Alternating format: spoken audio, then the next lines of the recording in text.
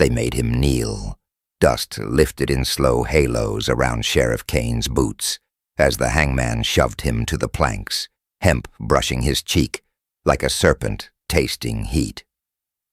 The gallows timbers creaked overhead. Somewhere above, the noose swayed in the noon wind, whispering rope against beam.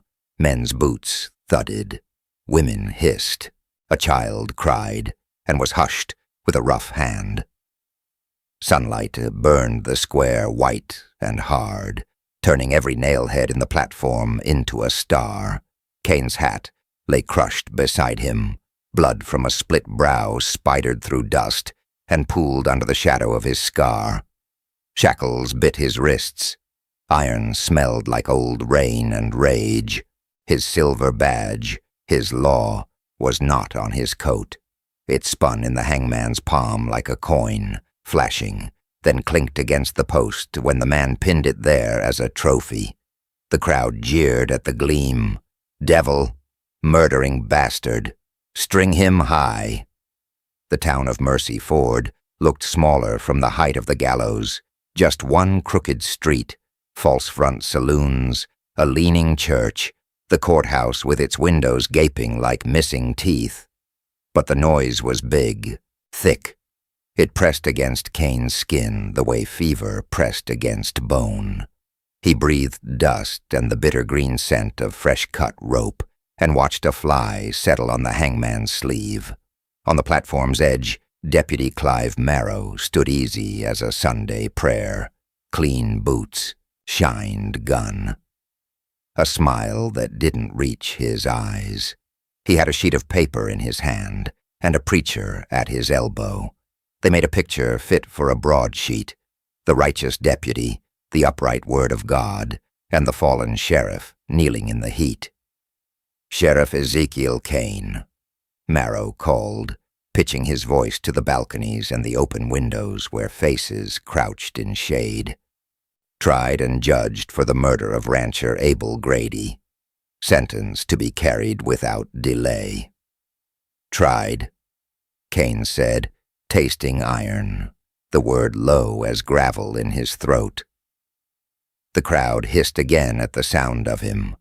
He lifted his eyes. Steel gray, folks always said. Today, they were ash. "Say your piece if you got any left," the hangman muttered. He twisted the nooses knot with practiced fingers. Kane looked not at Marrow, not at the hangman, but past the faces to the far edge of the square, where heat wavered above the horse trough and the wind teased skirts. Movement there, a slim figure in a faded calico shawl, hair braided tight, eyes like polished obsidian, an Apache girl, 16 maybe, standing half-hidden behind a freight wagon, her hands clenched, as if holding back a storm. She met his gaze for the briefest slice of time, and in it he read a truth he'd learned to trust more than any jury. She was afraid, and not of him. "Law ain't always justice," Kane said, voice carrying farther than he meant, as if the gallows were a bell and he was the clapper. He breathed once, shallow and hot. "But justice rides with me." The hum broke. Someone threw a bottle. It exploded at his knee, whiskey burning, glass skittering under the plank. "Hear him? Devil's got a sermon?" a man hollered, laughter ragged as a saw. The hangman drew the noose down. Hemp rasped his neck, scraped his jaw's old scar. Kane let his weight settle back on his heels. Kneeling, the world narrowed to rope, sun, breath. Hours earlier the world had been wider and quieter, and dust had been the sound of hooves instead of a crowd's thirst. It began with a knock. The jailhouse wore sunlight like a sheet, thin and hot, when the town clerk's boy rattled open the door. Kane had been cleaning his colt with the care a father might fold a Sunday shirt, oil shining, cylinder ticking gentle in his hand. He'd slept in the chair, long legs thrown toward the door, hat shading his eyes from the window's white glare. He always slept light. He had learned the hard way that men you owed and men who owed you knocked the same. "Sheriff," the boy said, breathless, hat mashed to his chest, "Mr. Grady's been found in his parlor. Shot dead." Kane stood. Every sound sharpened. The brush of his duster against the chair, the click of the Colt reassembling, the way the floorboards told him the boy shook with something more than heat. Grady was a rich man, a hard man, cattle and railroad money, and loud about both. Dead men rarely died clean in Mercy Ford. "Who found him?" "Mrs. Grady. She's carrying on something fierce." They walked 2 blocks in the blaze, dust lifting under each step, the town taking Kane in like a bad taste. Voices followed him the way flies followed blood. He'd always drawn talk. It came with the job and with his face, scar, eyes, quiet that felt to some like judgment. The Grady house wore white paint and money. Inside, cool shadow breathed mint and furniture polish. Abel Grady lay face down on a Turkish carpet, the color of a wound. Kane crouched. Powder burns on the shirt. Entry hole small, neat, too near to be chance. He felt the room with his hands and eyes. A scuffed chair leg, glass on the floor that had fallen outward, the faint oil tang of a gun wiped too fast. He pressed 2 fingers to a place on the mantel. Grease. He smelled lye on the air where blood had been hurried at. "Sheriff." Mrs. Grady sobbed from the settee, a lace handkerchief torn to threads in her fingers. She was pale as flour against the dark wood. "You promised this town safety." Kane looked at her. He looked longer at her hands. No tremor when she reached for the water a maid brought, only anger riding her bones. The maid's eyes flicked to the doorway, fast, fearful. Clive Marrow arrived late and loud, badge bright, sweat-lacquered hair combed just so. He made a show of doffing his hat to the widow, of fanning at his throat with a folded paper. He shot Kane a glance that, if it had been a knife, would have been cheap and fast. "Got ourselves a murder," Marrow said. "And the town's beginning to talk about the cattle levy you pushed through last week, Sheriff. Grady didn't like paying tax on herds. Maybe he didn't like you neither." Kane ignored the bait. He lifted a heavy velvet drape and watched dust sparkle. The window latch bore a smear. A set of prints overlapped. A man's, then a smaller hand where someone had tried to clean. He could almost hear the scene backwards. A pistol's whisper off cloth, a body's hard gasp, footsteps, someone swearing softly into lace. He followed the faintest drag mark to a side table. A boot heel. 2 grains of black powder caught there like stubborn stars. "Get me Grady's pistol," Kane said. Marrow's mouth tilted. "You assuming the rich have guns, Sheriff? Or you know?" "I know," Kane said. He had known men like Abel Grady his whole life. Gold cufflinks and a hidden door in the desk. He knew which boards sang under money. The desk's bottom drawer held a pistol wrapped in oiled cloth. Kane slid the weapon free and smelled the truth. Fired lately, cleaned badly. He touched the cylinder, counting turns. 1 chamber dark. He held it to his nose. Lie again. Someone had dressed a corpse and dressed a story. He stood and looked at Mrs. Grady. "Where were you at dawn, ma'am?" Color flamed her throat. "How dare you?" The maid flinched. Her eyes filled, then fixed on Marrow. In them was a storm warning. Kane filed it with the smell of lye and the print on the latch. His skin prickled the way it did before a fight, when the air itself learned a secret. He never got to ask the next question. The door banged. 3 cattlemen filled it, sweat shining, faces already drunk on rumor. "We heard Grady's dead, and the sheriff's gone soft on thieves," one said, loud for the hall. "He let an Apache girl off last week for stealing bread. What's he gonna do now? Blame the widow? He ain't law. He's the devil in a black hat." Marrow didn't quiet them. He fed them with a look. By afternoon, a citizens' jury had formed, the kind with rope already cut and a prayer already spoken. By sundown, Kane's badge lay on the jailhouse desk because he set it there rather than let them rip it from his coat. He would walk into a storm standing up. He always had. The jail cell smelled of iron and night-cooled adobe. When the door shut, Kane rolled a cigarette he wouldn't light, hands steady. Across from him, Marrow leaned on the bars, shadow carving his grin into a wolf's. "You picked a bad day to be righteous," Marrow murmured. "Town's tired of you deciding what justice is." Kane held his gaze until the deputy looked away. Morning brought rope, and now the noose sat like a thumb on his pulse, while Mercy Ford bayed for blood, and the sun hammered, and the wood dreamed of giving. Kane raised his head again toward the edge of the square. The girl hadn't moved. Two men in dusters stood near her wagon, pretending not to watch her while watching her too much. One wore a badge that didn't belong to him, cheap tin pinned to a borrowed coat. Marrow followed Kane's eyes and smirked. "Even the savages came to see you swing," he said softly. "Devils know their own." The hangman tightened the knot. The rope kissed deeper. The preacher started words that seemed to float above the heat without ever touching it.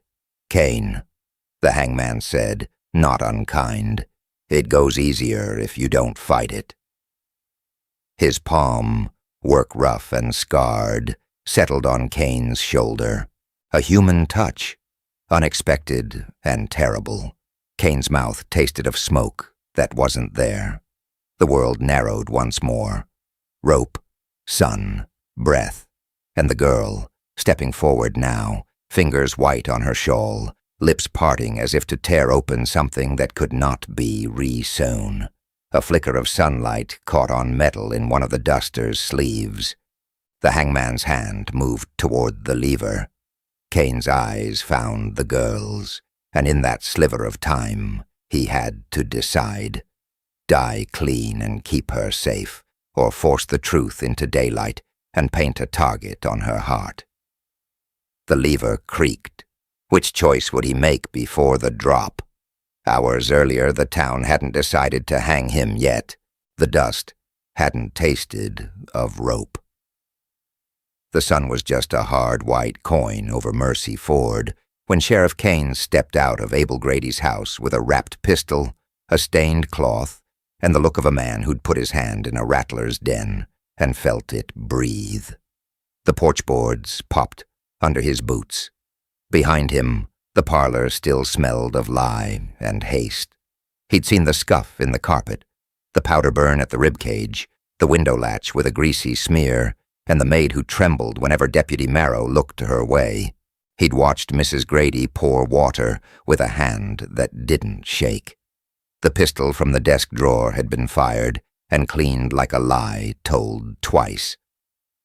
Kane slid the cloth and gun into his evidence bag and crossed the yard. Wind pushed at the cottonwoods, mailed leaves clacking like quiet applause. Mrs. Grady followed, her lace cuffs bright as frost in the glare. Neighbors gathered beyond the white fence. Ranch foremen with sun-bitten mouths, stable boys with eyes wide as nickels, the banker with a handkerchief that never found his sweat. They parted for Kane and closed for her, a tide choosing its shore. He stopped by the hitch rail. "Mrs. Grady," he said, voice even, "you'll come with me to answer before the judge. Bring a shawl." Her head tilted a fraction. "On what charge, Sheriff?" "Murder," he said. One word. The yard sucked in a breath. You dare." She didn't spit it. She laid it down like a card.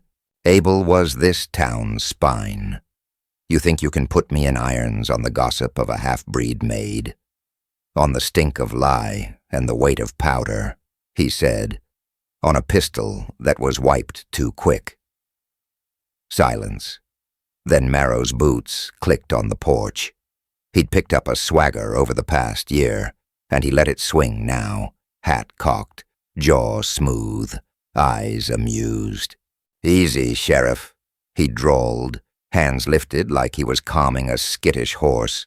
"No need to make a scene with the good lady." "It's not a scene," Kane said. "It's the law." "Law?" Marrow let the word taste sweet. "Or your new tax war against honest cattlemen? Folks say Abel fought you hard over that levy, and now he's face down on his own carpet." He turned to the fence line, pitching his voice for the hungry. "You all know Sheriff Kane's temper. That badge don't make him God." A murmur chased the fence. Kane watched Mrs. Grady's mouth soften into sorrow like a widow in a painting. "Deputy," he said, "saddle the wagon." Marrow didn't move. "Sheriff, best if you hand me your colt and your badge until this is all neat and proper. Wouldn't want anyone claiming you're pressing your authority." The smile didn't reach his eyes. For appearances. The ask shocked the crowd into a hush. Kane's fingers found the pearl of his Colt .45. Instinct said no. Law said yes. He felt the old split in him open, badge or justice, book or blood. He could make this a fight in an instant and be right and ruined. He looked past Marrow to the kitchen door, where the maid clutched the frame and mouthed a shape no one else saw. "Help." He pulled the revolver free and set it in Marrow's waiting palm. The metal left his hand like warmth, leaving a body. Then he lifted the silver star from his duster and laid it on top. It flashed, quick and small. The crowd exhaled, satisfied almost. Mrs. Grady's gaze touched the badge like it were something precious and already hers. "Appreciate your cooperation," Marrow said, and the smile sharpened. They rode in under noon, wheels rasping on hardpack, the courthouse heat-sleepy, and the church bell sullen. Kane walked Mrs. Grady through the jailhouse door himself, past the iron bed and the ledger that smelled of old ink and older sins. He watched her sit, back straight, hands folded like a teacher's. She was not made for cells. Neither was the town, it turned out. Word ran faster than wind. By the time Marrow returned from finding the judge, the hallway was beefed full of men with sleeves rolled and justice slick on their tongues. A printer from the weekly paper scribbled like a woodpecker. The black-robed form of Judge Ellery Finch arrived with suspicious speed, hair starched by pomade into a crest that made him taller where it counted to men like him. He wasn't supposed to be in Mercy Ford today at all. Finch took the chair behind Kane's desk, as if it had always been his. "Expeditious inquiry," he announced, pocket watch glinting. "In the people's interest. Deputy, present your findings." Marrow did, with flourishes. He produced the pistol Kane had sealed, now found behind the feed crates by his men. He shook out a handkerchief smeared with something brown and swore it was the sheriff's. He read aloud a note that surfaced under the parlor rug, a scrap torn conveniently where a signature should be, hinting at a meeting that never was.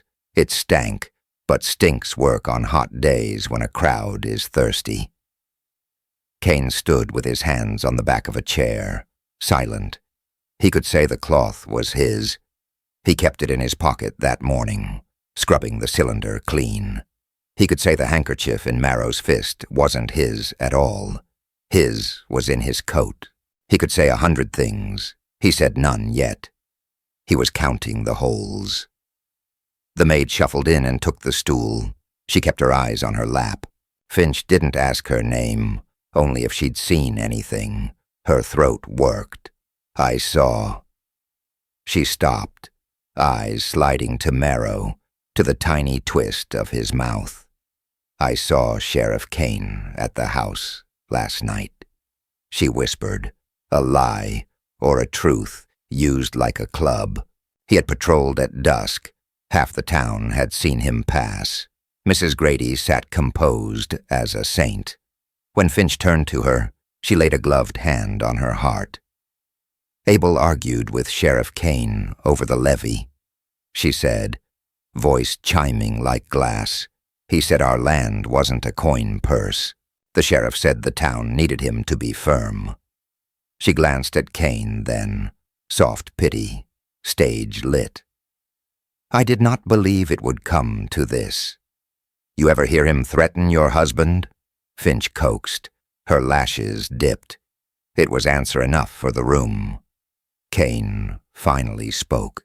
His voice filled the jail, low and iron. Your husband died by someone who knew where he kept his gun and where he kept his lie. Whoever cleaned that pistol didn't reckon on powder in the seams. Whoever opened that window left a grease smear from sheep tallow. A habit of men who oil hinges in cold weather. Ask your deputy what he was doing in Grady's yard before dawn. Ask why a judge showed up faster than a horse can breathe. Laughter rippled. Uneasy, then angry. Finch's mouth thinned. Sheriff, you are out of order. So is murder, Kane said. Marrow leaned on the doorframe, casual as Sunday. You hearing the way he talks to a lady? That temper? He looked to the crowd. Man like that can tilt a whole town into his own hand. Best not let him. Finch banged a paperweight. I find probable cause. His gaze slid across Kane, already done with him. Sheriff Ezekiel Kane. He liked saying it, making the name heavy. I'm ordering you remanded to custody on suspicion of unlawful killing. Deputy, take his keys. This hearing moves to public square for safety. Safety meant spectacle. Kane didn't resist when Marrow took the ring from his belt and the feel of his life with it. He didn't resist when two ranch hands with fresh badges on their chests, flashed by Marrow like carnival prizes, closed on his shoulders. He could have broken one's wrist and kicked the other's knee and gone for the nearest window. He could still feel the weight of his Colt like a phantom. But outside the window a child ran laughing at a dog, and the still air smelled of bread baking behind the mercantile, and he had sworn once to be a wall between ordinary mornings and what men like Marrow made of them. They walked him out the front, into bright white heat. Hammers had found wood in the square already. The gallows went up lazy and sure, under a sky so clean it hurt. Someone had hauled a coil of hemp from the freight office. The rope looked innocent as a church bell pull. On the edge of the crowd, half hidden by a freight wagon, the Apache girl stood small as a prayer. She met his eyes and touched her own cheekbone with 2 fingers, then pointed, quick, furtive, toward Deputy Marrow. A mark, a hint. He saw it in the memory the sign conjured. A smear of dark on the mantel where a knuckle had brushed. A shadowed nick on the sash where a man with broad shoulders had forced a window. The fleshy cut on Marrow's right hand he'd ignored in the morning's rush. Kane's throat went dry. The town roared its verdict without words. Dust poured around his boots like water over stone. They locked him in his own cell at sunset.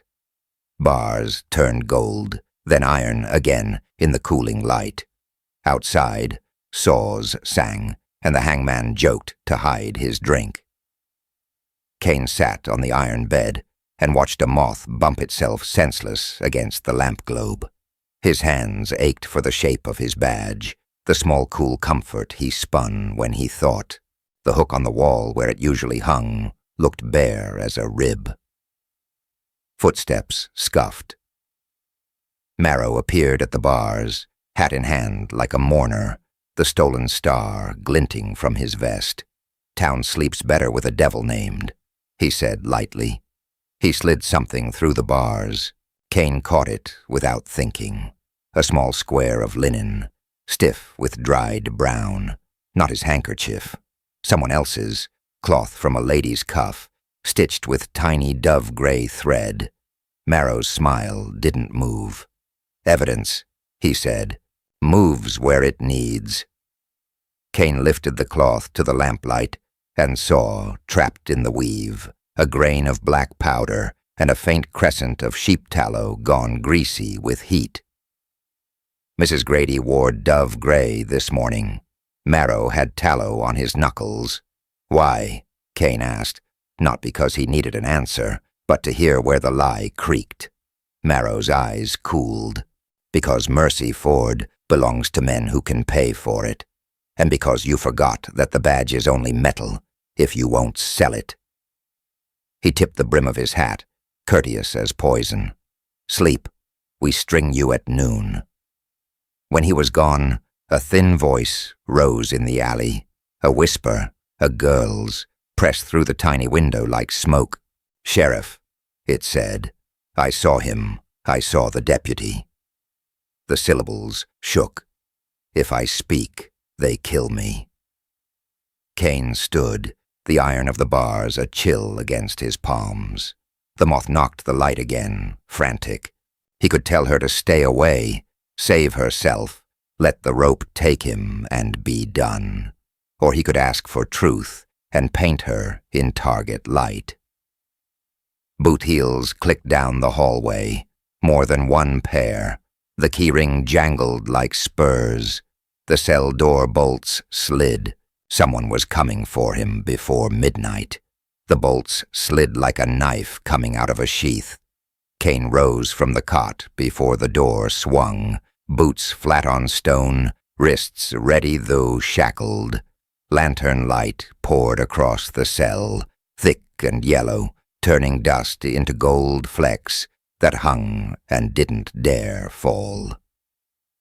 2 citizen deputies in fresh tin rushed in with the righteousness of men who'd been handed a badge at sundown.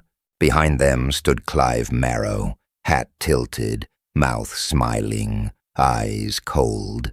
Judge Ellery Finch hovered in the passage with his traveling robe thrown over a city suit, pomaded hair unbent by midnight. "On your feet, Sheriff," Marrow said. "We're moving this along for the town's peace." "Trials ain't usually held by lantern," Kane said low. His voice filled the small space like a slow drum. "Nor by men who have sawdust on their sleeves from building rope work." Finch pretended not to hear, though sawdust did glitter across his cuff. "Expeditious inquiry," he announced, soft hands prim about the word. "In the people's interest." They marched Kane out past the booking counter and the board with wanted posters curling at the corners. Outside, midnight held its breath. A line of men with torches waited like fence posts come alive, flames streaming in the wind so that the street wavered. Light, dark, light. The courthouse at the end of the block yawned open, doors thrown wide as a throat. They took him not to the courtroom proper, but to the old assembly hall, a big room with a high ceiling and pigeons asleep on the beams. Lamps hissed on tables. Shadows climbed the walls like black vines. A cheap flag drooped behind Judge Finch as he perched on Kane's office chair, imported authority under a picture of a steer. The town crowded, every doorway, hats pressed to stomachs, cheeks streaked with travel dust and indignation. They set Kane on a solitary chair with the shackles anchoring him to a ring in the floor. The iron was cold through the denim, a reminder that some metals never warmed, no matter whose name they bore. Finch cleared his throat. "People of Mercy Ford, We gather just and proper to inquire into the shooting death of Abel Grady, pillar of our community, and the probable guilt of Ezekiel Kane.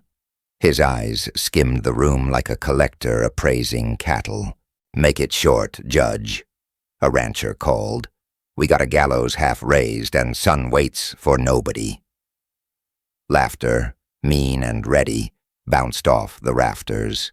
Marrow stepped forward, hat in hand, for the show. Sheriff Kane and Mr. Grady argued yesterday over the levy. Witnesses, plenty. Saw the sheriff stride to Grady's home last night, hot as a stove. This morning, Mr. Grady's on his carpet with a hole in him.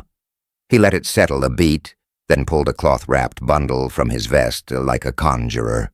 He unrolled it, slow. Kane's Colt, .45, gleam dulled by fingerprints that weren't his. A murmur shivered through the room. "Found hidden by the feed crates at Grady's," Marrow said. "One chamber fired. Lie on the wipes. We got a handkerchief with blood." He held up dove-gray lace, edges dark and crisp. "That will match the lady's dress." He didn't turn to Mrs. Grady in the front row when he said it, which told the truth better than anything he could have done. Kane watched the girl at the back, half-shadowed under the freight door arch, a thin shape in a faded shawl. The Apache girl. She had made herself small as a question. Two men in dusters bracketed her, not touching, close enough to smell her breath. Their tin stars were wrong, cheap carnival pieces that winked at the light and confessed nothing. "Let the maid speak," Kane said. His voice felt like a hinge that needed oil. "Let her tell who opened the window and left grease on the latch." Finch's gaze passed over the maid in the aisle, made of eyes and tremble. "We will not be indulging fishing expeditions at this hour." Marrow lifted a brow toward the crowd, as if to ask, "See how he bullies?" Then he softened the moment like butter on hot bread. "A judge's patience is mercy, Sheriff. Let a man do his job." Kane's hands flexed. The chain spoke a little music into the floor. Finch turned to Mrs. Grady. "Madam, did the sheriff threaten your husband?"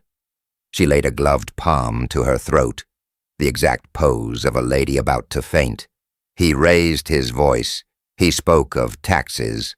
Abel said a man ought not pay to keep another man in whiskey." Honey poured. The crowd licked it up. "Any other witnesses?" Finch asked, already bored, already ready. A storekeeper, nudged by neighbors, stumbled forward to say he'd seen Kane stroll past dusk time. A cowhand claimed he'd heard harsh talk, though through a window he wasn't supposed to be near. The maid's mouth opened and shut. Her eyes cut to Marrow, where a smile as thin as wire waited for her. Kane didn't look at Finch when he spoke. He looked at the townspeople he kept from turning into a war when the whiskey ran long. "You know me," he said. "You know how I hold a gun. If I'd gone to kill Abel Grady, you'd have found him with a hole that told you the truth. This is a hole made by a hand that flinched. You hear that?" Marrow said brightly. "Man's boasting that when he kills clean." He spread his hands to the rafters. "This court ain't fit to try a fence post with him talking law from a chair." Finch banged a paperweight against the table in a sorry imitation of a gavel. "Enough. I find probable cause more than satisfied." He reached for a paper already written. Kane could see the wet ink wink. "Writ of immediate execution to be carried out at noon, for the people's safety." There was a sound like a held breath breaking. The torches flared brighter. Wood creaked where men shifted to get a better look at the condemned. "Judge," Kane said, no louder than before, "you're pinning a man to a plank so he won't move while you lie. Be careful who you turn into a devil. Devils are patient." Finch's hand, signing, did stutter. They dragged Kane up. Shackles barked against the ring and let go. In the jostle he turned, not to protest, not to plead, but to find the girl. She had edged farther into shadow, hands hard on the shawl. Her lips shaped a word he knew without hearing. Saw. One of the men in dusters noticed her looking and stepped slightly to block her line to the front. He smiled into the dark, like a man rearranging furniture. They walked Kane back out into the night that already smelled like rope. Hammers kept a rhythm in the square. Tap, tap, drag, tap, tap, drag, the hangman's song.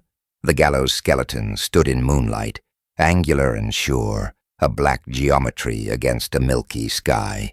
Somebody had hauled the noose up to a beam to test its weight.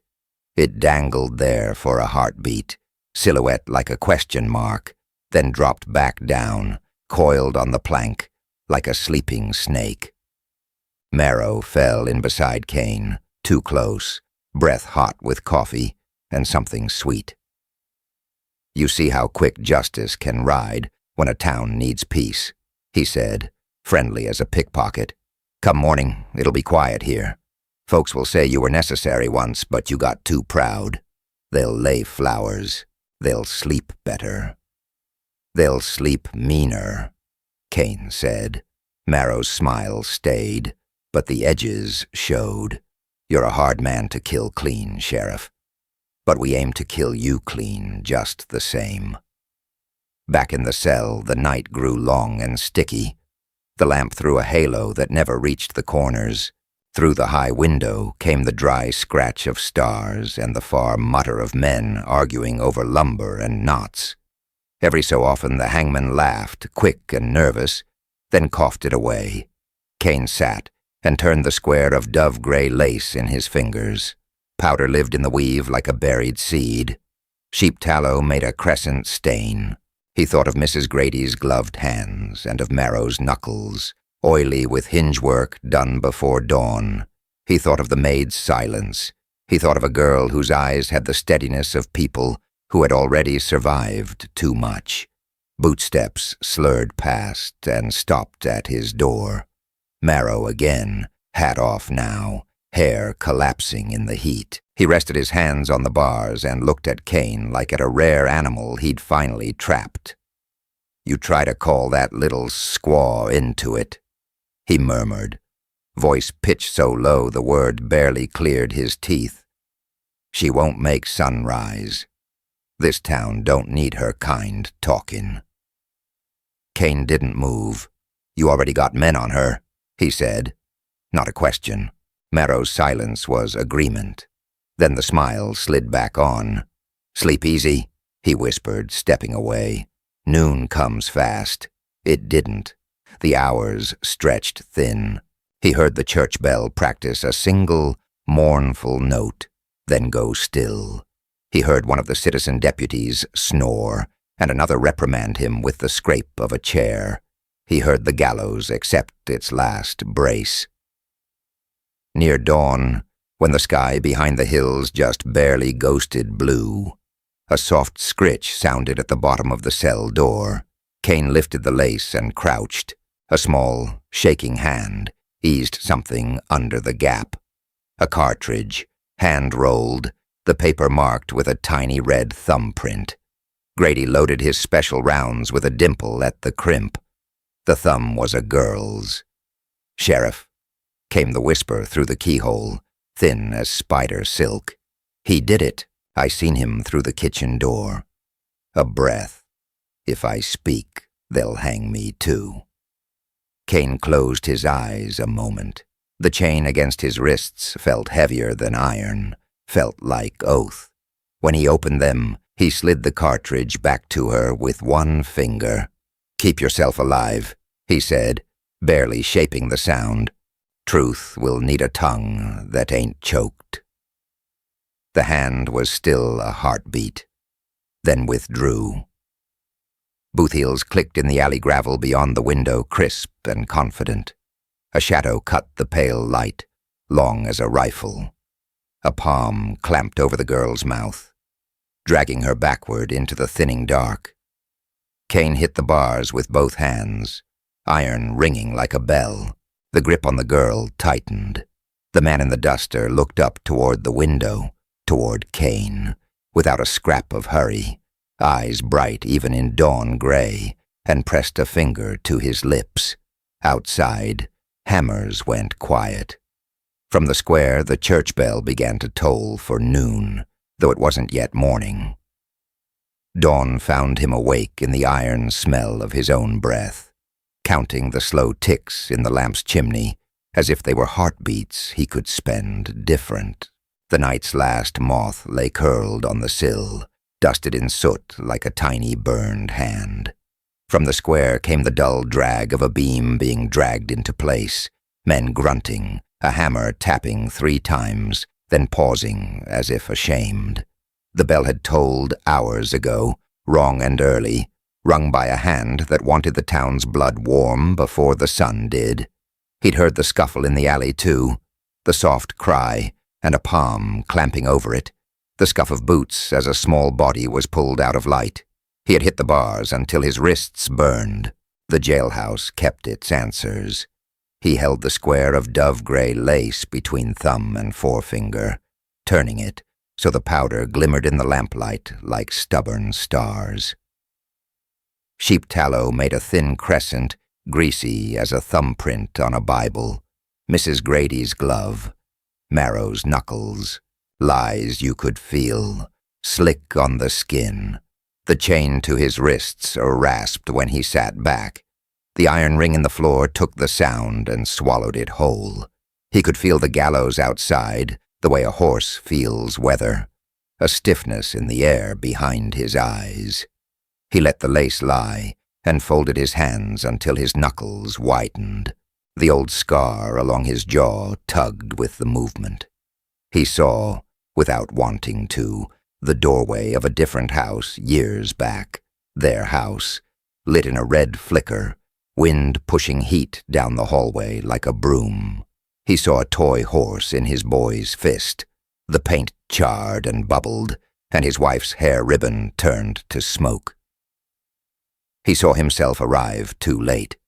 He had hunted until the world narrowed to tracks and breath. He had hung men for that. He had told himself it was law.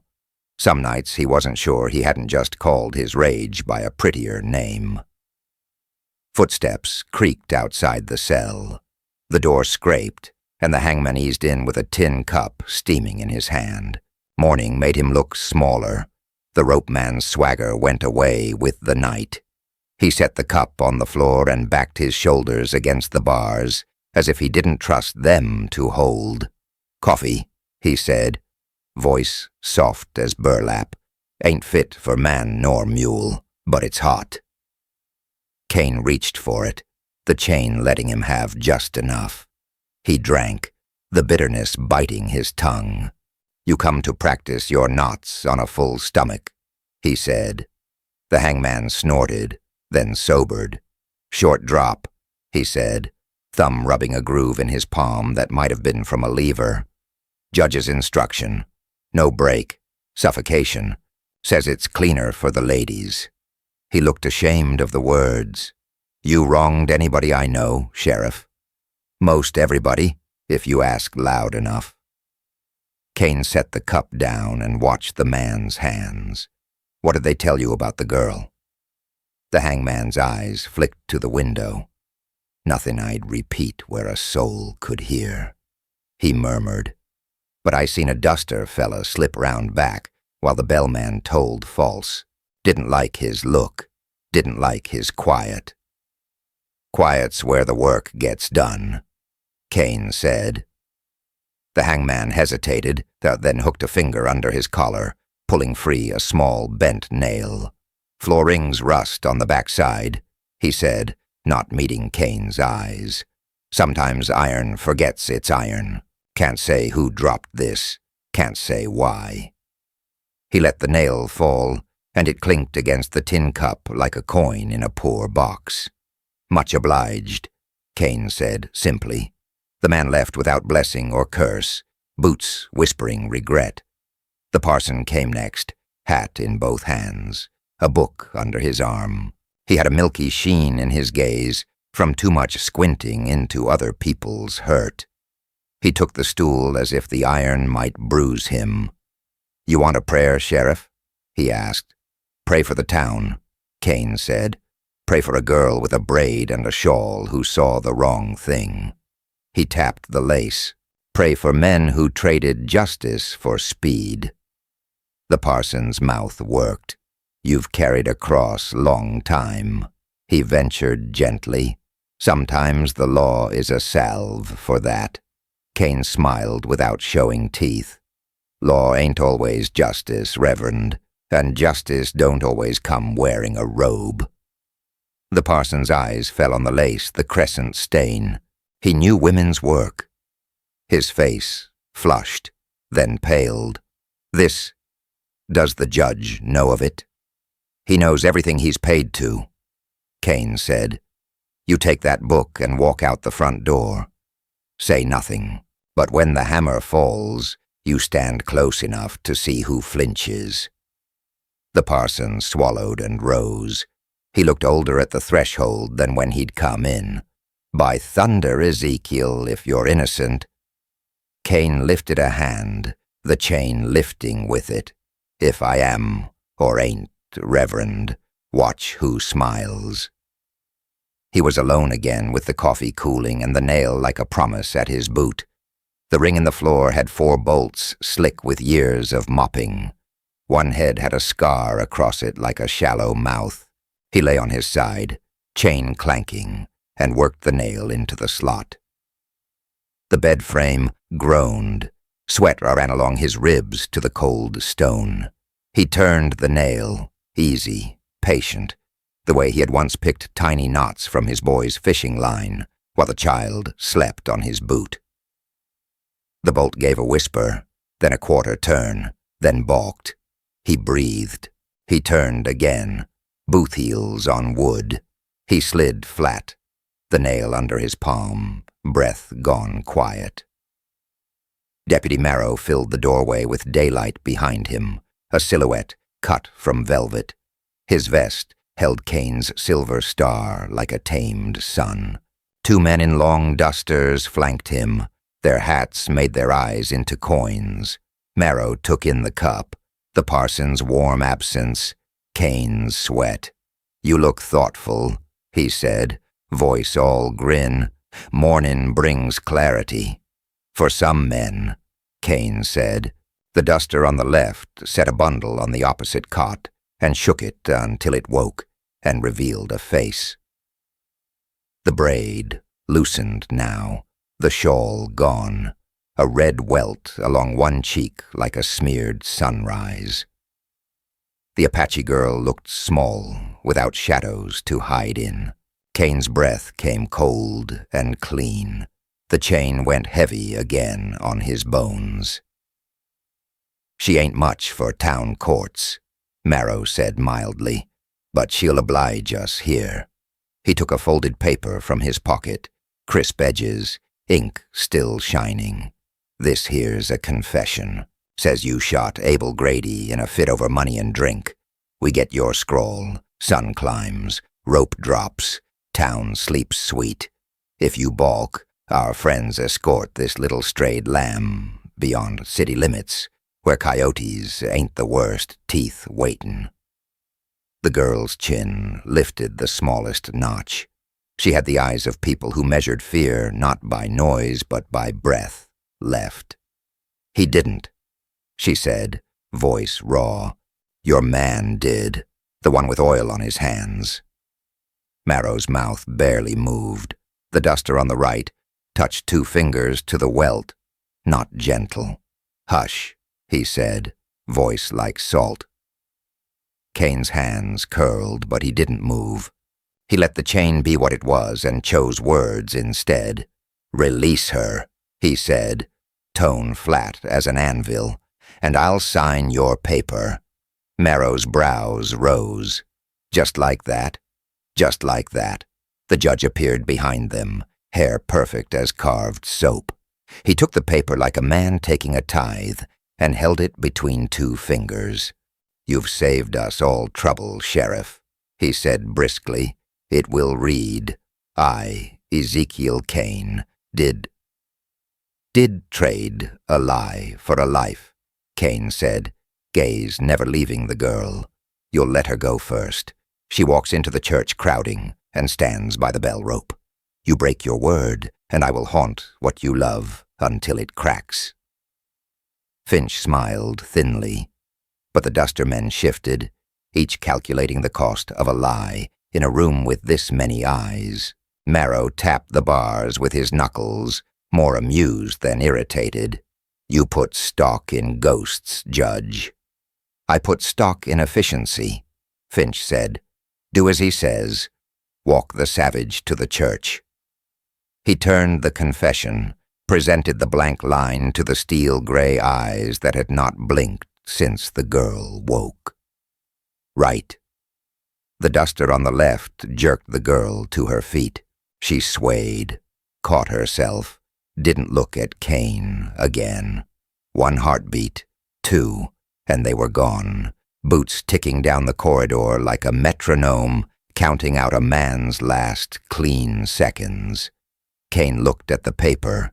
He looked at the nail on the floor, the bolt with its mouth scar, the lace with its powder stars. He felt the old wound in him pull toward one answer: die and keep her safe, end his own dust. He felt the other answer: fight, risk her, risk everything. Live long enough to name a murderer at noon with the whole town watching.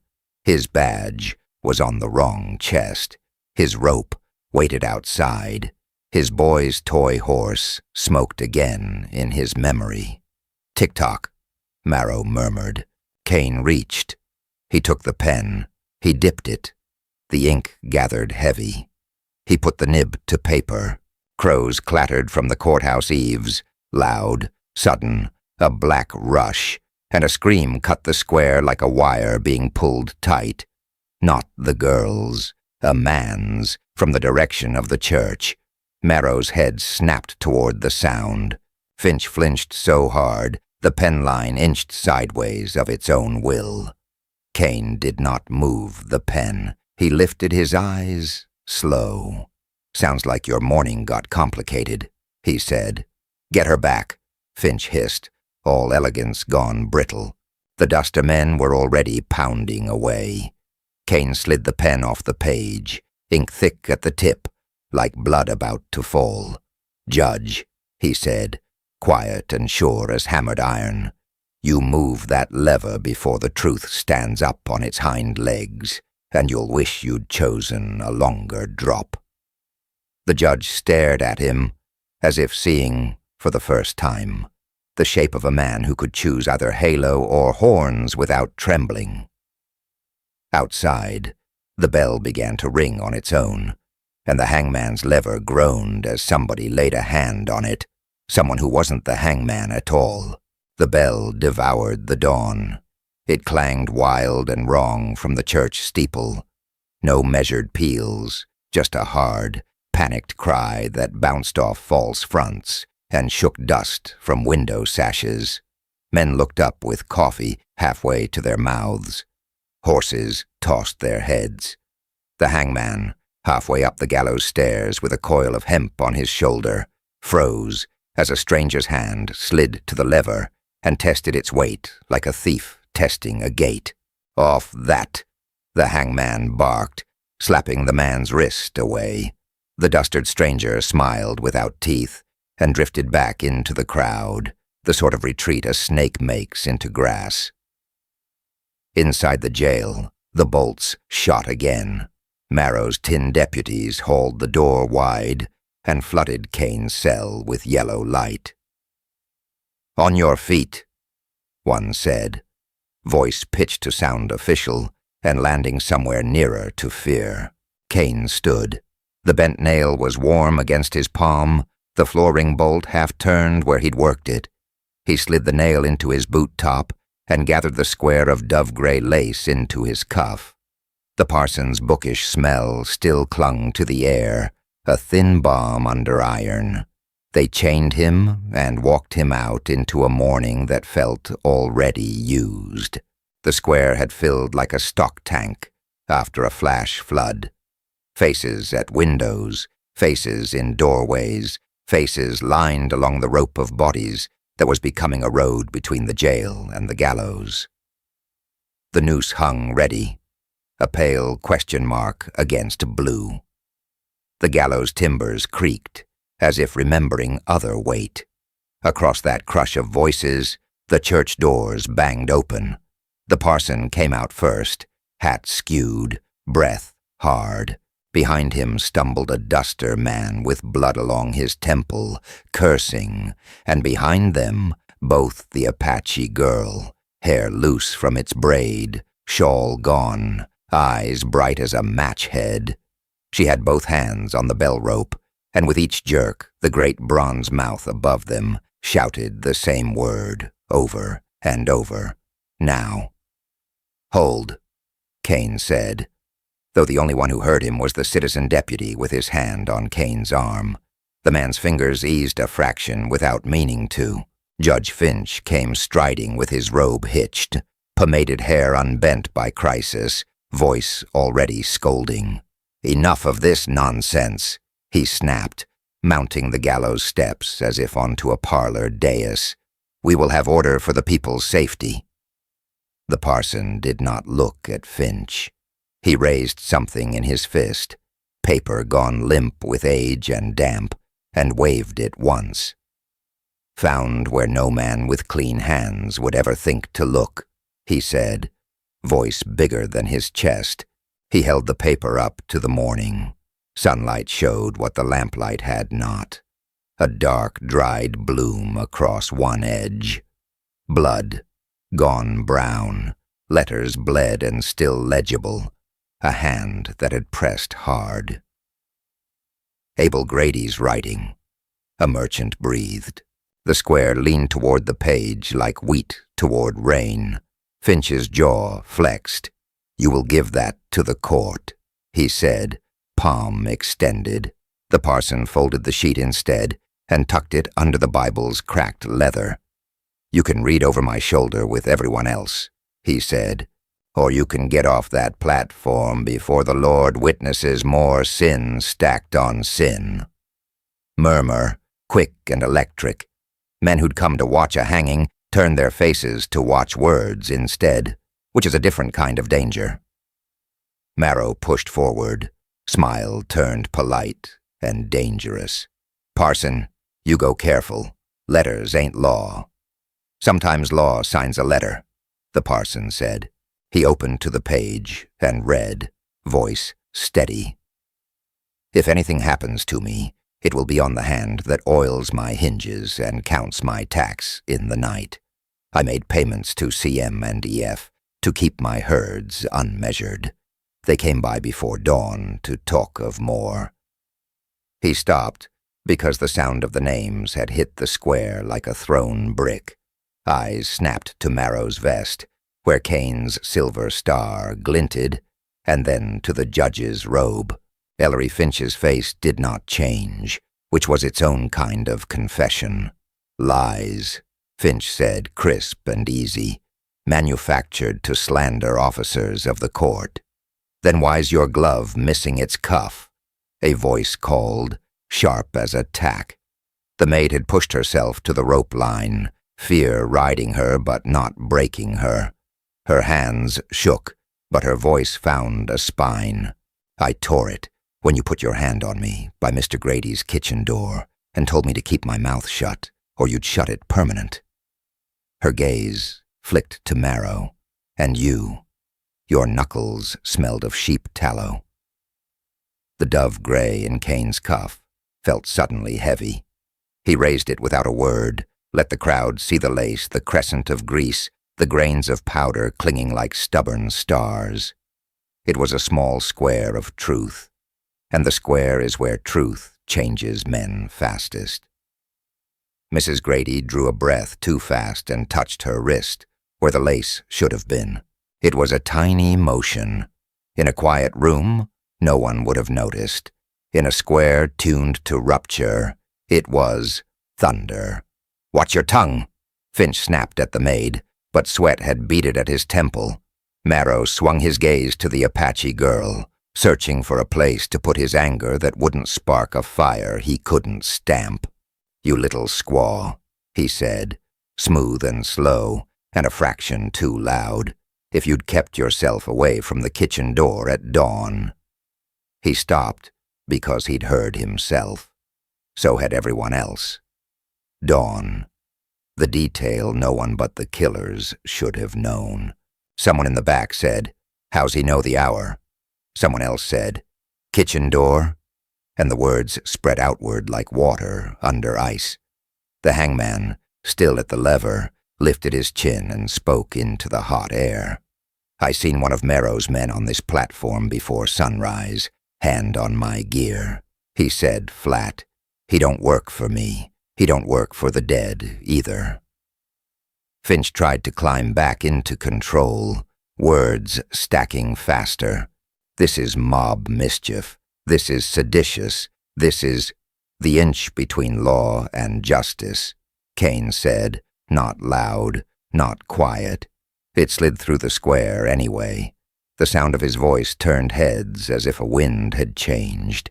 He stood with the chain bright on his wrists, the noose a pale arc beyond him, and fixed his steel eyes on the judge as if measuring distance before a draw.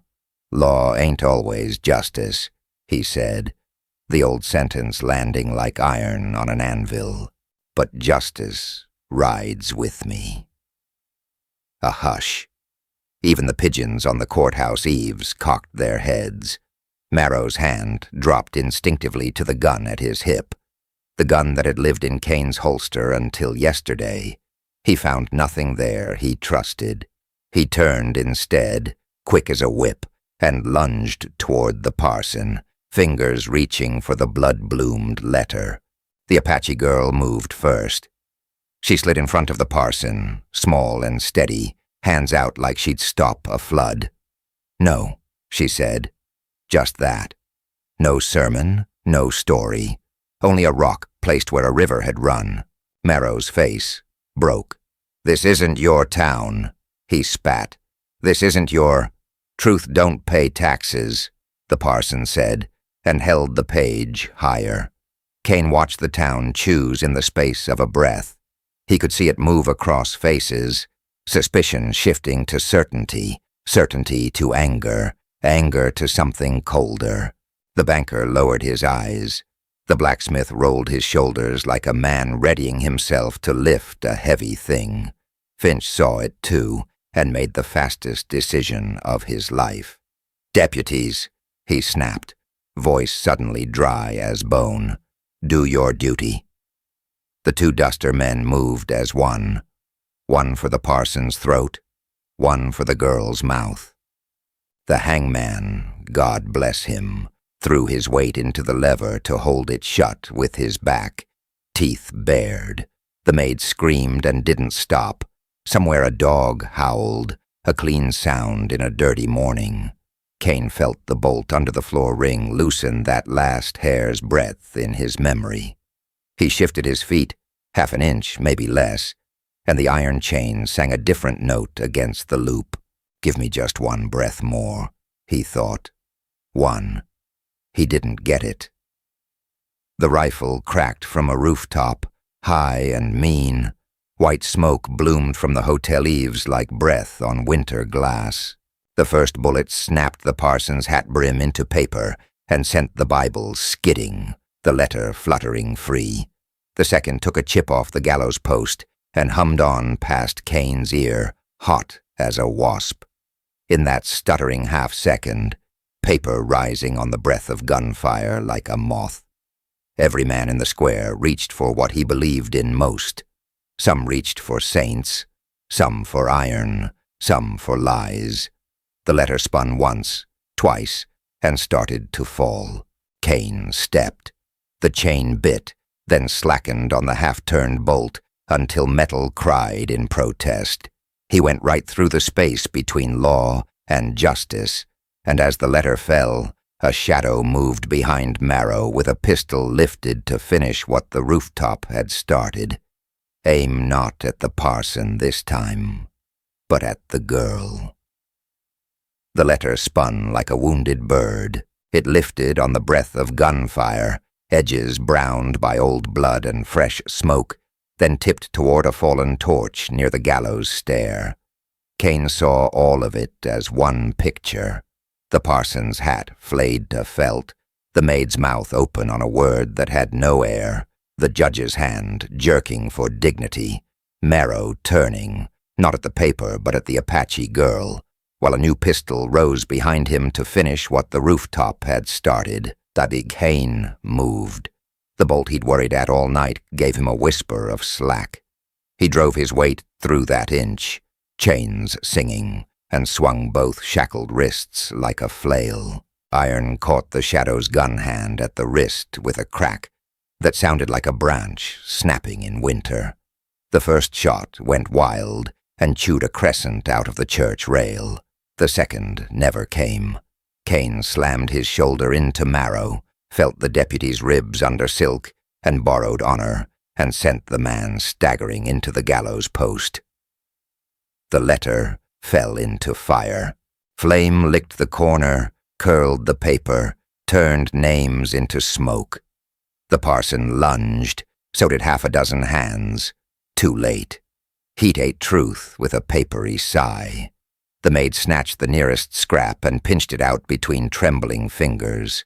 Only a partial remained, Gem and EF, blackened at the edges, the rest ash blowing into morning. "Grab that," Judge Finch barked, voice breaking high. "Seize the evidence. Evidence burns quick when it's bought." The parson shot back, surprising himself, surprising God. Marrow ripped free from the post, murder hot and simple in his face, and found the nearest throat he thought he could silence. The girl stood there, small as the space between breaths. He went for her with the speed of a man who had practiced grabbing the defenseless.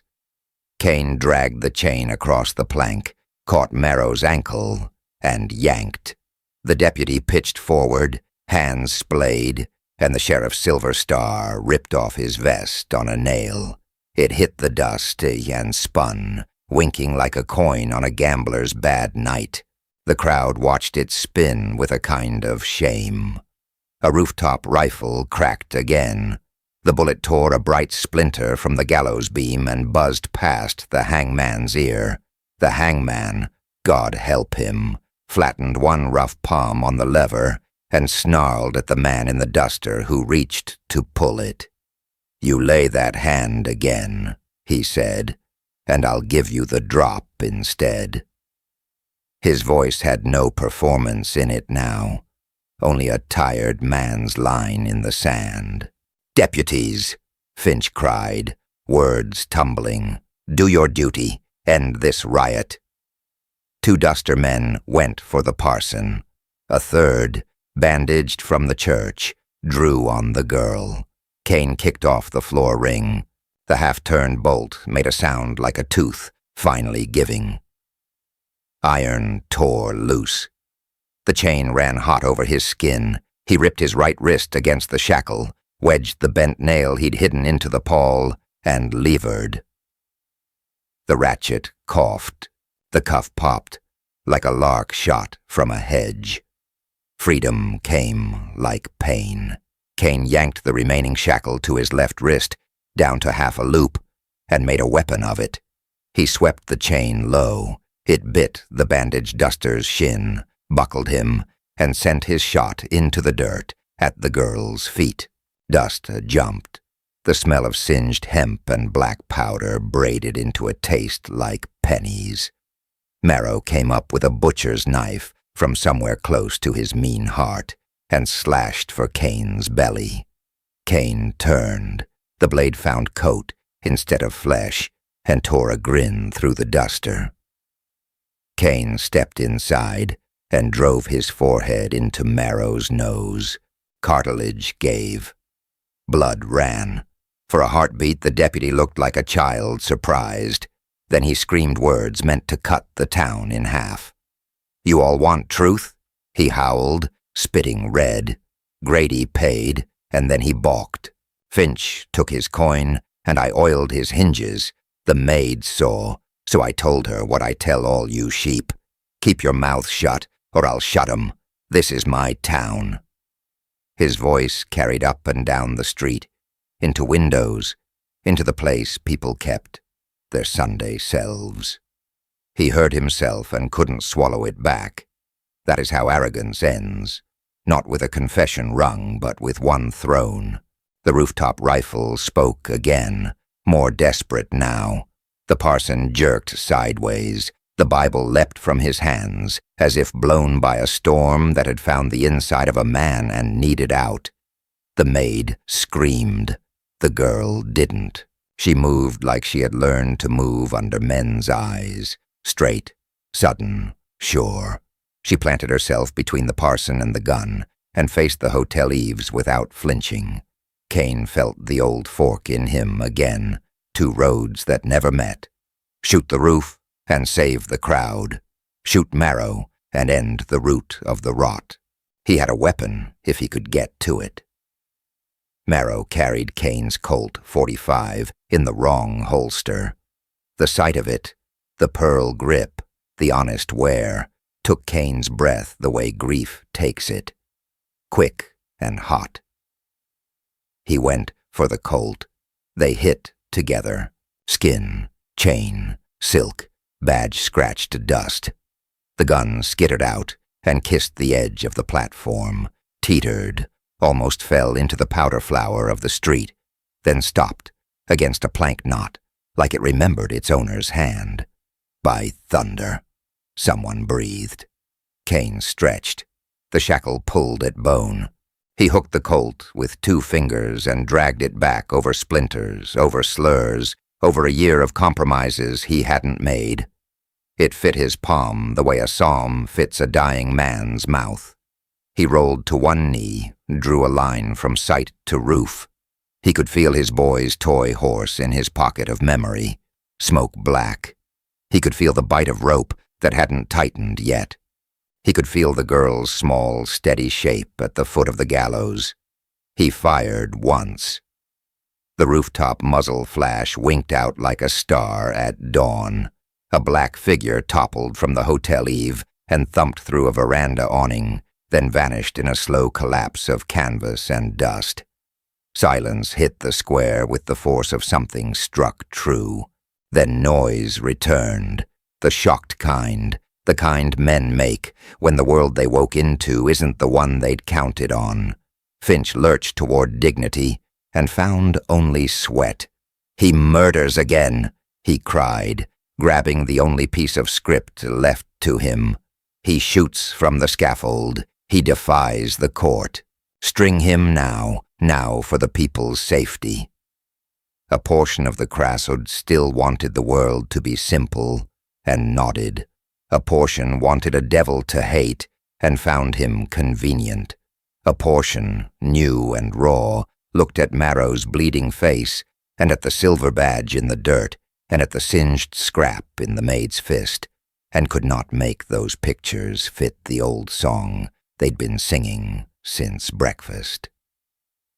Kane stood with the Colt low, and his left wrist still chained, breathing like a man who'd been underwater and broke the skin of the river. He looked at the judge. "Law ain't always justice," he said, quieter than the bell, hard as the beam. "But justice rides with me." "Shut him up," Finch choked. The hangman stared between Kane and Finch, sweat gleaming on the rope burns across his palms. He had always been the last honest set of hands in a crooked business. He stared a second longer, then took his palm off the lever. It didn't matter. One of the duster men, face slack with fear and torn between orders, grabbed the handle and yanked. The gallows jerked. The trap squealed. The board swung an inch, then another, like a mouth opening to speak. The girl flung herself, small and ferocious, into the gap between the lever and its stop. Wood crushed into her shoulder. She gasped, but held, teeth bared, eyes bright as flint. "No," she said. "No." For a beat the entire town hung on the strength of a 16-year-old's bones. Marrow recovered faster than men who tell the truth ever do. He snatched a fallen revolver, sighted on the girl's spine, and would have fired if a hammer hadn't clicked empty. He cursed, fumbled, looked for another gun to steal, found Finch's hand instead, grabbed the judge's sleeve, and used it as a shield. Authority shrieked as authority became cover. "Look at him!" the parson cried hoarsely, blood trickling at his ear, voice big again. "Look close. That's your law." Somewhere behind the bank, a storm grumbled, a far-off belly-deep roll like wagons over rock. Wind came sneaking down the street and lifted dust in low ghost shapes. The heat broke just enough to let men feel their own sweat. Kane holstered the Colt as if he'd been born with it. He knelt once, quick, and picked his badge out of the dirt. He didn't pin it.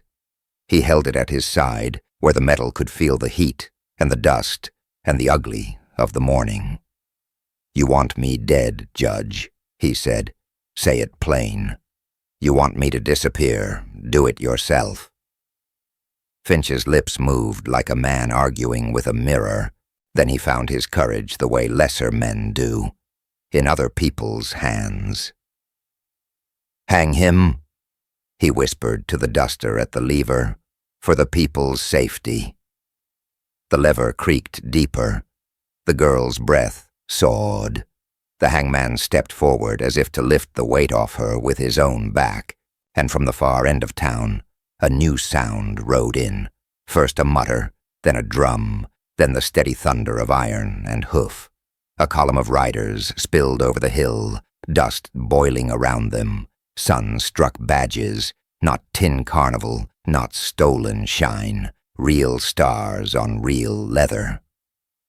The man in front rode with his coat unbuttoned and a Gatling's echo in his eyes, the kind of man who'd been sent for when towns stopped telling the truth about themselves.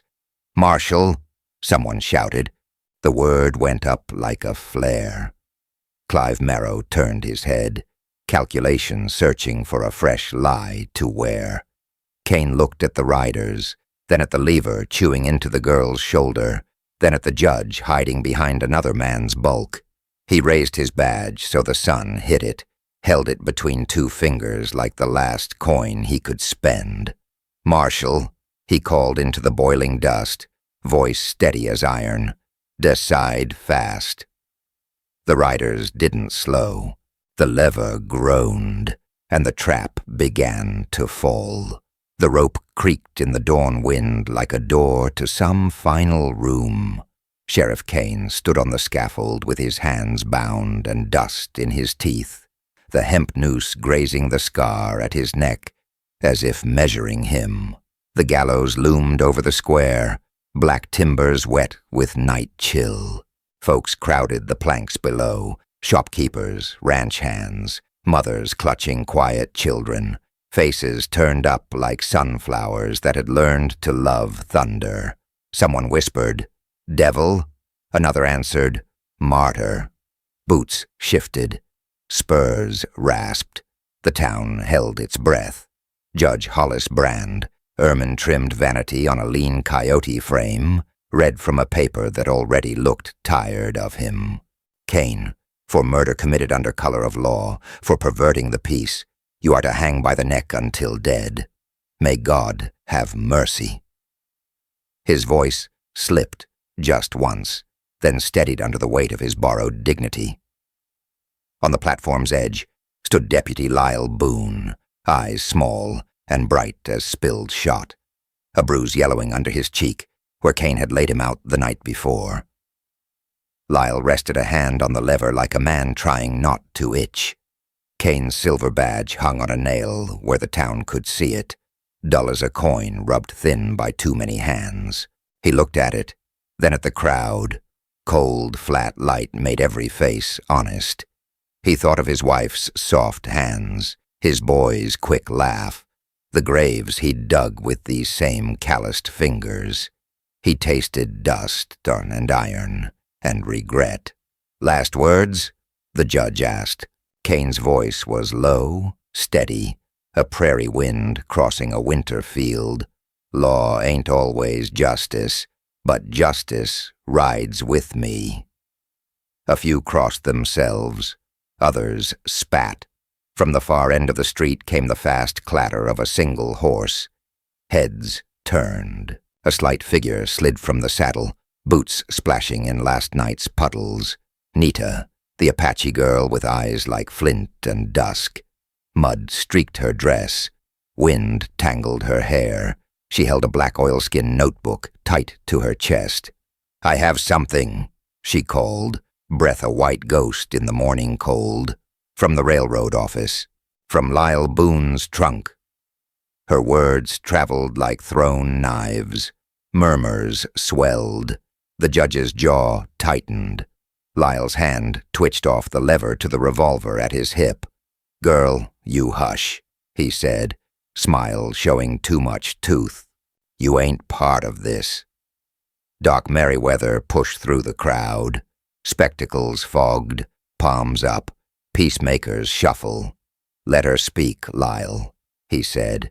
"We've come this far, civilized." Nita climbed the steps to the scaffold with the easy balance of someone who had learned young to step where the rocks were sound. She held the notebook out. "Names," she said. "Dates, sums paid to push trials, hanging orders written before juries sat." Wind flipped a corner of the oilskin. Ink-stained pages flashed like a flock rising. The judge laughed, a dry, papery sound.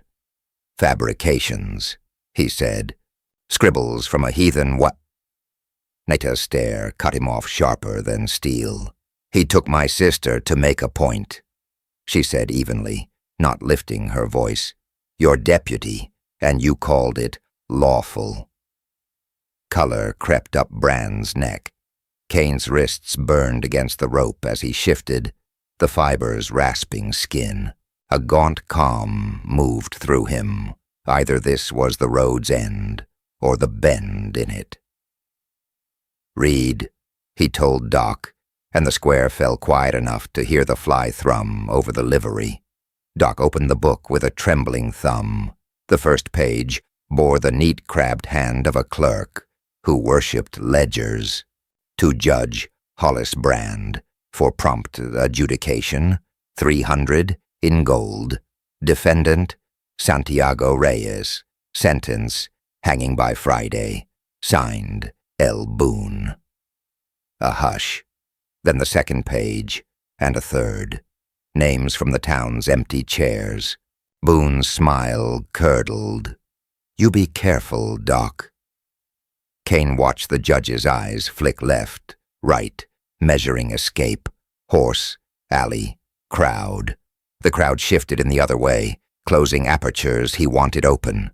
He had the look of a man whose future had just been picked from his pocket. Brand straightened. "This is slander under the scaffold," he said, voice gone brittle. "Deputy, finish it." Lyle's fingers returned to the lever. A bowline of silence cinched the square. Nita didn't run. Neither did the town. "Lyle," Kane said, his voice honeyed with warning.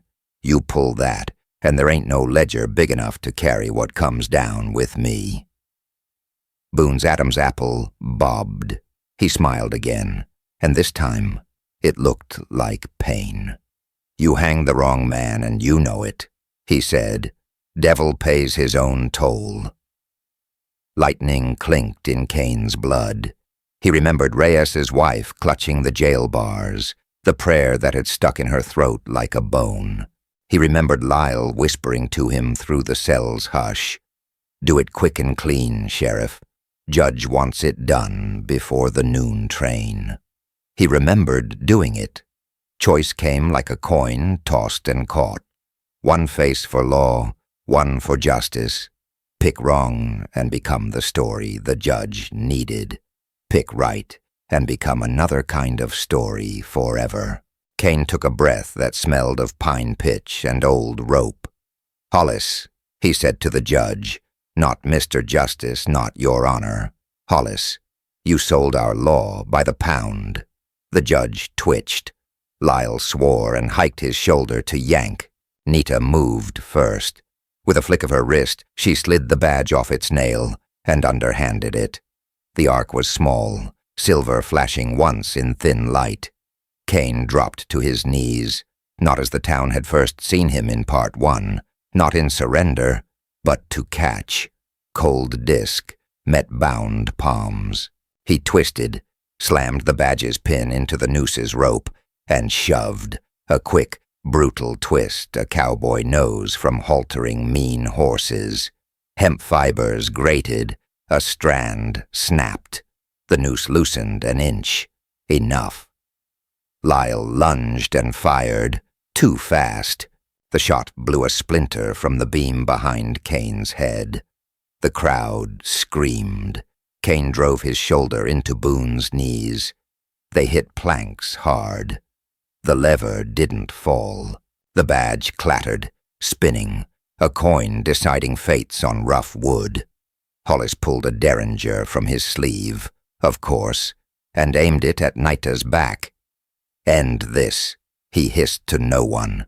Kane rolled, bound hands hooking the judge's ankle. Brand stumbled. The derringer fired. The little guns pop obscene in the larger silence. The bullet sewed a red welt across Kane's coat, heat biting flesh. He grunted and kept pulling. Brand toppled, silk and bile and air. Nita stepped aside like a dancer and brought the ledger down across the derringer hand. The pistol flew, skittered, vanished between boots like a lizard. "Hold!" Doc shouted, his voice gone thunder. "By the pages I've read, we're in a court already." The town discovered a collective courage. Men who had watched too long surged.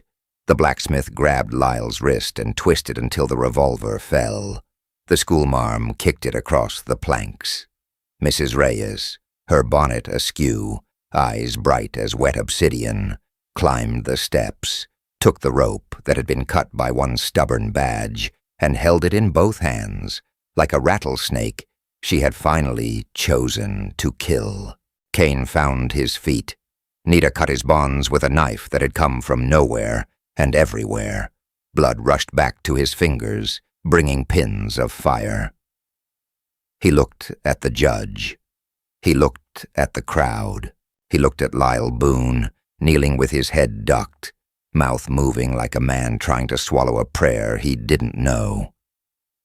Kane lifted the rope from Mrs. Reyes's hands. The square hushed again, waiting for the devil or the martyr. He weighed the coil, heavy as a verdict. "This is law," he said, voice low, as he set the rope down on the scaffold boards. "What we do with it, that's justice." He turned to the jailhouse door across the square, open like a waiting mouth. "Hollis Brand, Lyle Boone, you'll walk there in irons, not fly there by wind.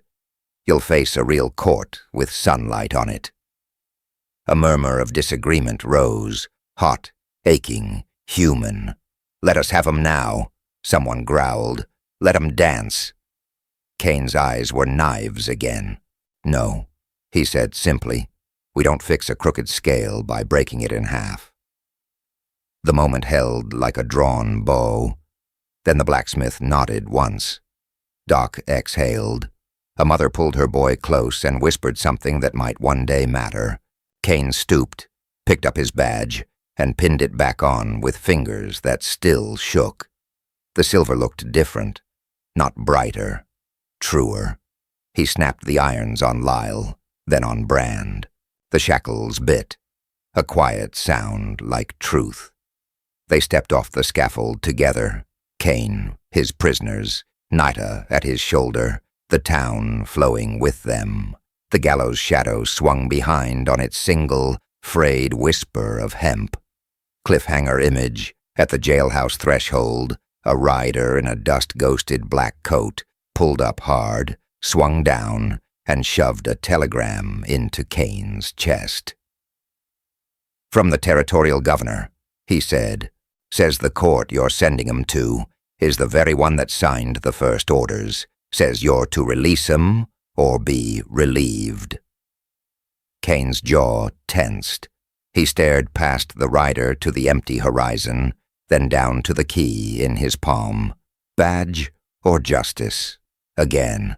He turned the key once, twice, feeling which metal weighed more.